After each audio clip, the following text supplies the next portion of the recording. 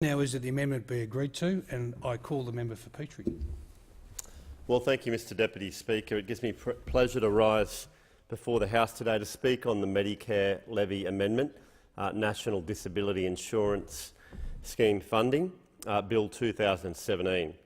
The National Disability Insurance Scheme has always received bipartisan support. When the Medicare levy amendment, Disability Care Australia Bill 2013 was introduced into Parliament, the Coalition acknowledged the importance and magnitude of the National Disability Insurance Scheme and the need to fund this program. What defies common sense today is why those sitting opposite do not support the bill before them now. Let me quote the then Prime Minister Gillard as she read out her speech to Parliament in 2013 to increase the Medicare levy by 0.5% in order to fund the National Disability Insurance Scheme. She said, increasing the Medicare levy will raise approximately $20.4 billion between 2014-2015 and 2018-19, amounting to approximately 55% of the total cost of funding Disability Care Australia over that period. The opposition knows full well, Mr Deputy Speaker, that the current Medicare levy increase only funds half of the current cost of the National Disability Insurance Scheme, and it is still in the rollout phase. Currently, the National Disability Insurance Scheme is costing approximately $5.3 billion and is projected to reach $10.8 billion when the NDIS is in full operation in 2019-20 by the Commonwealth. Now, Mr Deputy Speaker, as the then Prime Minister toured around the country to meet with the nation's premiers to sign the states up to the National Disability Insurance Scheme, she met with young Australians suffering from various disabilities. I would ask, does the former member for Layla or any current Labor members, as those who once fought so hard for this scheme, want to go knock on those same doors to say Australians that this system isn't funded? Because it's not fully funded. The full rollout is not funded. The government would not be introducing this bill to the House if everything was covered. I return to when we were in opposition, the Coalition, following the former Prime Minister's speech. The Liberal Party rose and stated the following, that this parliament has a shared commitment for a better deal for Australians with a disability. It is important to note that this is also a shared vision of every government in Australia and every opposition in this country. The Federal Coalition, for its part, has enthusiastically supported each milestone on the road to the National Disability Insurance Scheme. So again, I ask those sitting opposite, what has changed? Why was it acceptable under a Labor government to increase the Medicare levy by 0.5% to cover a little more than half of the associated costs with the trial phase of the National Disability Insurance Scheme? Their amendments at the time to the Medicare levy was applied to not only those who earned over $87,000, but all Australians who pay the Medicare levy. I mean, the hypocrisy on this bill and many others, the position changes from this Leader of the Opposition is just so evident. And I won't list them all off, it's too many to list. But now that the Labor Party sit in opposition, they're happy to play politics and not put the people of Australia first. An increase in the Medicare levy of 0.5%, excluding, of course, those who are already exempt, is a common-sense extension of the 2013 policy, their own policy, that enjoyed widespread support. What's changed? And we know that the opposition keeps stating that they have fully funded the NDIS when they left government. We know that's just not true. The Senate committee heard from Treasury officials about the scale of the funding gap for the National Disability Insurance Scheme. They heard about the scale of this funding gap.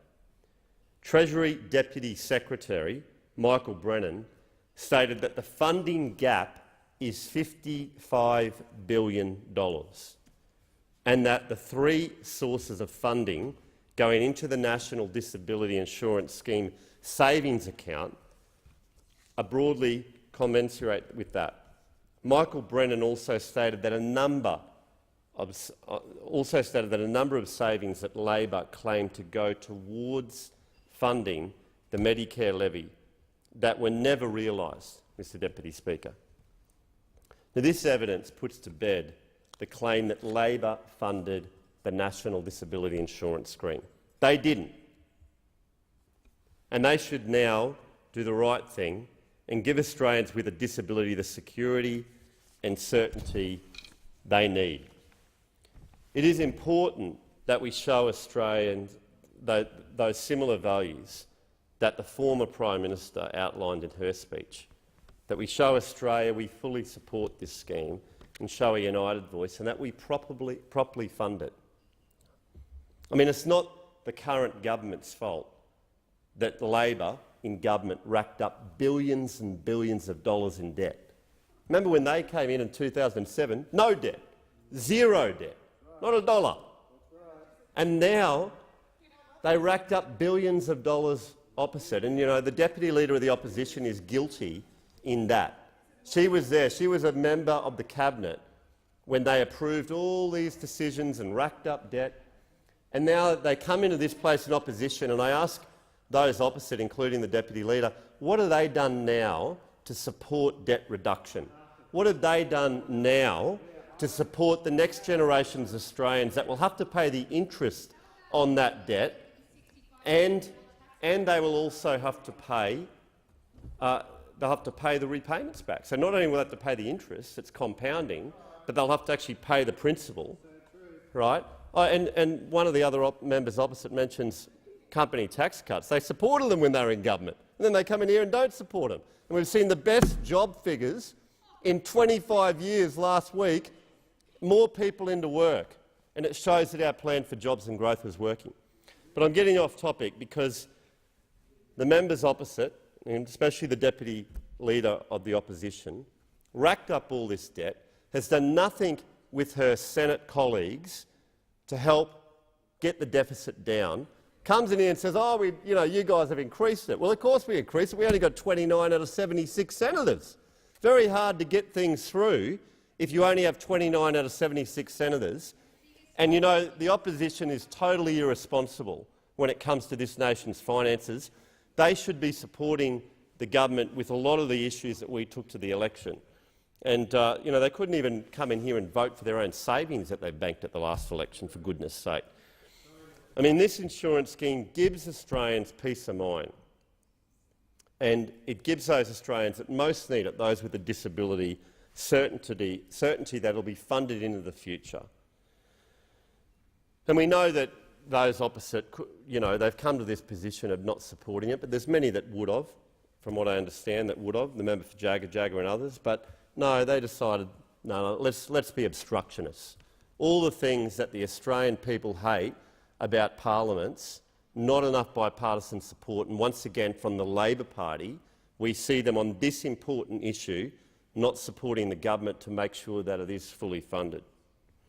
Recently, Mr Deputy Speaker, I hosted the Assistant Minister for Social Services and Disability Services in my electorate, the member for Ryan, for a chat with mum and dads and of those people particularly that have a disability, people from the Woody Point Special School and also other people with disability in the electorate and kids with special needs. We spoke about how this scheme will benefit them, and they raised many concerns about the current system and a lack of support they currently receive.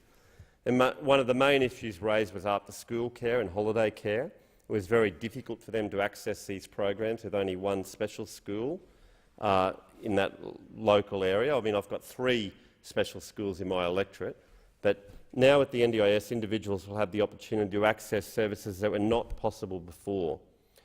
Small businesses will be created as the needs for services can be catered for. People will be listened to and they'll be able to create their own plan, not being told that this is what you can and can't access. It's meant to give these families choice. In my electorate, the Petrie, I met with families who would greatly benefit from the National Disability Insurance Scheme. For those who are unaware, exactly what the NDIS aims to do, we know that it gives people a choice, those people with a disability, to be able to choose how they best spend that support that comes from government for them in their own lives. The scheme will transform the lives of around 460,000 Australians who are living with a disability and their families, and for those Australians who may one day need access to it. It will be there for you. Those who earn more currently under this bill will pay more. Someone earning $200,000 a year will pay $1,000 additional funding, and someone that's earning $40,000 a year will pay 0.5% of that. It's a couple $100. And I think, that many Australians want to support people with a disability. They actually want to be part of supporting this National Disability Insurance Scheme. And the members opposite don't want to give them that opportunity. They did when they were in government, but they don't now. They want to say, no, you don't need to be part of this, So we know that low-income earners will continue to receive relief from the Medicare levy through the low-income thresholds for singles, families, seniors and pensioners. The current exemptions from the Medicare levy will remain in place. Through our proposed changes to the Medicare levy, low-income earners will actually be better off. A single person earning $26,000 will pay $435 as opposed to $467, saving them $32 a year. I question the member for McMahon. Have you read that? Because earlier today he stated everyone over $21,000 would be worse off. But it actually shows that people under $26,000 will actually be better off. And for everyone above that, yes, I'll pay a little bit more, but it'll make sure that the National Disability Insurance Scheme is fully funded. Now, Mr Deputy Speaker, what we see from the Labor Party is a continual attack on medium-income earners and high-income earners, as though they do not pay enough. But the way our tax system works and the way the Medicare levy currently works, that those people that earn more currently pay more. And the same with this bill that we're debating here before the House. Under this bill, high-income earners will pay more. As I said before, if you earn $200,000, there'll be an additional $1,000 that is paid.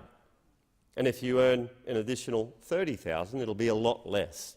Now that's fair. Everyone gets to contribute.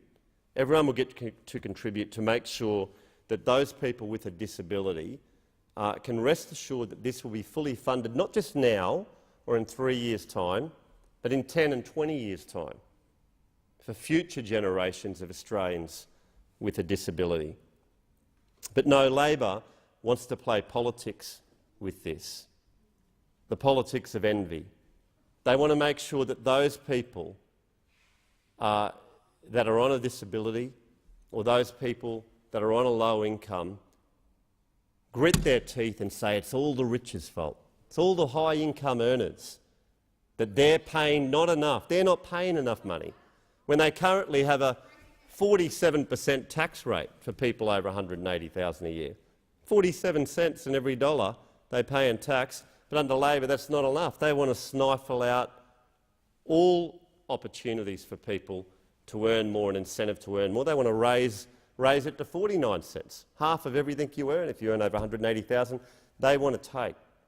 Well, those people that are wealthy will pay more under our scheme. And, Mr Deputy Speaker, for those listening, my first job out of school, I was on the minimum wage earning about $25,000 a year.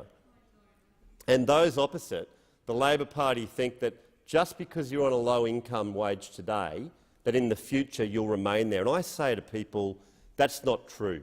That's not true. You can get a higher income, you can achieve your goals.